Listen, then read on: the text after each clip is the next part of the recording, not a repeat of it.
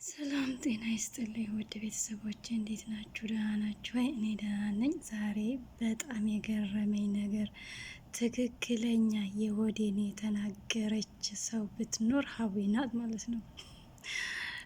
የሚገርማችሁ ነገር ከተናገረችው ነገር አንድም ውሸት ነገር የለውም። ለምን እኔም ለአምስት ወር በቃኝ ብዬ ሄጄ ነበር ማለት ነው። ለ5 ወር ማለት ነው የሄድኩት ያው ለ3 ወር ነበረ። ካላሳ ልመለስም ብዬ ጠቅልዬ ከሄድኩ በኋላ እዛ ያየሁት ጉድ ከሌለህ ኖር የሚልህ ሰው ራሱ የለም። ታናናሾች ካንተ ዝቅ ያሉት ራሱ ማለት ነው ሲኖርህ ብቻ ነው ኖር የሚሉ። በተረፈ ደግሞ ይሄ ገንዘብ ስትሰጠው የኖረ ሰውዬ አንተ ስታስተዳድረው የነበረው ሰውዬማ ያ እንዴት ላይኑ ራሱ ማየት አይፈልግም። በቃ ተበሳጭታችሁ ወይንም ተናዳችሁ እንድትሄዱ ነው የሚፈልጉት እንጂ ማለት ነው ችግራችሁን ራሱ አይረዱም። እንዴ ለዚህ ሰው ነበር እንዴ ገንዘብ ስሰጥ የነበረው? ለዚህ ሰው ነው እንዴ ይሄን ያህል ጊዜ ሳደርግ የነበረው ብላችሁ ራሳችሁን የምትጠይቁበት ራሳችሁን በፈተና የምታስገቡበት ጊዜ ነው። ምክንያቱም ያረ ሲወዳችሁ የነበረው በቃ ለካ ሲኖራችሁ ነው ሰው የሚወዳችሁ።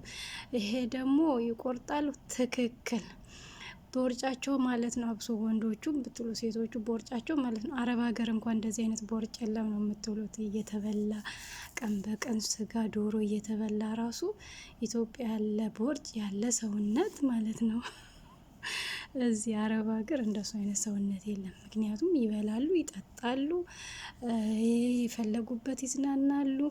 እኛስ ኢትዮጵያ የለም ችግር ነው ይሄ የለም ነው የሚሉት እንጂ ተሳስተው በቃ ባላችሁ ትብቃቃላችሁ፣ ባላችሁ ትኖራላችሁ፣ ትታችሁ ነው በፍጹም አይሉ። ምናልባት እናት የወለደች እናት ልጅ ካለ ልጅም ቢሆን የሆነ ነገር ሲጎልበት ማለት ነው ምን አረግሽልኝ ነው የሚለው። ግን እናት ምን ቢሆን ኖራችሁም አልኖራችሁም አጣችሁም አገኛችሁም በቃችሁ ይበቃችኋል ባላችሁ ተብቃቁ የምትለው እናት ብቻ ናት። በተረፈ ሌላው እዚህ ይሄን አላመስ ስንት አመት ሰርተሽ ምን አረግሽልኝ ይሄን አላመት ሰርተሽ ይሄው ከልመናል።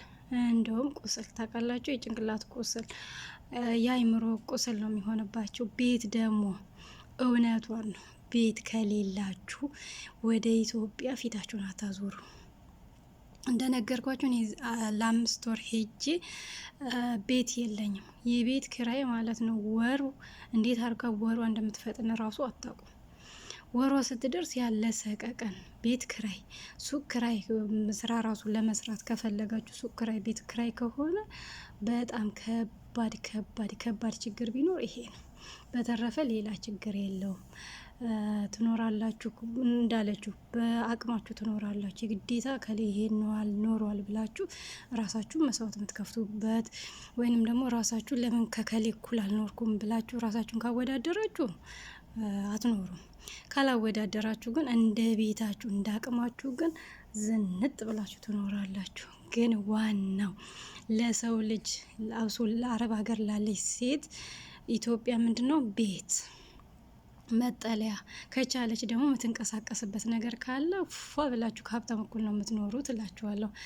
እና ቪዲዮን አላብዛባችሁ። በቀጣይ ቪዲዮ እስከምንገናኝ ድረስ በያላችሁበት ሰላማችሁ ብዝት ይበር። ሼር፣ ላይክ፣ ሰብስክራይብ ያው እንግዲህ የተለመደው ትብብራችሁ አይለየን ባይ